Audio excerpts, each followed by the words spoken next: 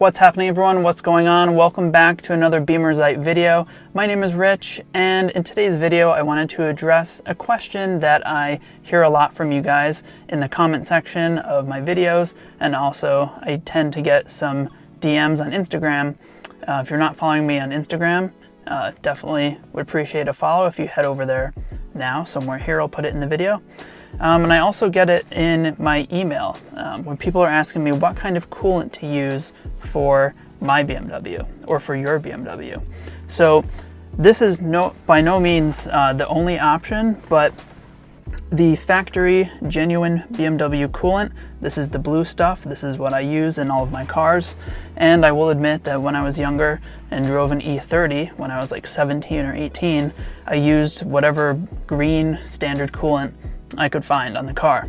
But now that I'm older and wiser, I use this fancy blue stuff. And what's nice about this is it's phosphate free and nitrite free, which means there's more corrosion protection for the engine of your car. Not to mention, a full gallon of this is only $20, and it is a full undiluted mix when you purchase it. So if you can see here on the top, I've written 50-50 because I've actually mixed this with a gallon of distilled water. And you need to mix it. You don't want to use it full strength because coolant is actually not as efficient as water in terms of dissipating heat. So race cars, for example, tend to use full water because they don't have to worry about winters or boiling over or any of that stuff. They're primarily just driven in good weather and on the track. However, in a road-driven car, especially here in New England, you need to use a 50-50 mix.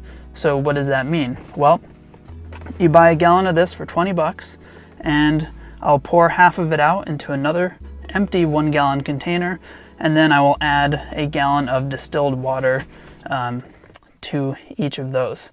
And that will give you, or rather, it would be half a gallon of distilled water to each of those. So you have a total of 2 gallons of coolant to add to your system. Now, another helpful tip that you might want to do is take a Sharpie marker and write 50-50 on the top when you've mixed it. That way, you know for sure you're using a nice even mixture in your car. And when I was in college, I used to work for a German repair shop, and I used to get yelled at all the time for not properly labeling and mixing the coolant.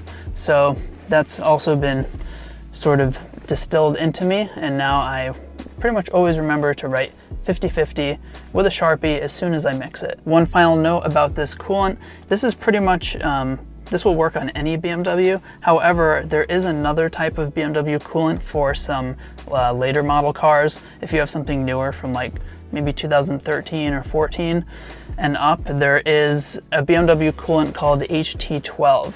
And I haven't had any cars that require that. I believe it's a slightly different formulation, but for the majority of you guys watching this channel that have like an E90, E30, E34, E36, E39, the X5s, all that stuff, they're all going to use this blue coolant. And as always, I will put a link for this in the description below and a part number for it if you want to go and find it on your own. So let this video serve as a friendly reminder and PSA to check your coolant in your car. If it hasn't been changed in 5 or 6 years, it might be time to drain that out and fill it with some fresh stuff, especially as we're heading into the winter months here. You don't want to have your cooling system freeze over or something, cause other damage like a cracked radiator or pop a hose off, or even worse, maybe one of the freeze plugs could pop out of the block in your car if you've been adding water all summer. Those of you who've been watching this channel for some time might notice that this car that I'm sitting in now is a new car. This is actually an E32. This is a 735iL that I picked up a week or so ago from Facebook Marketplace.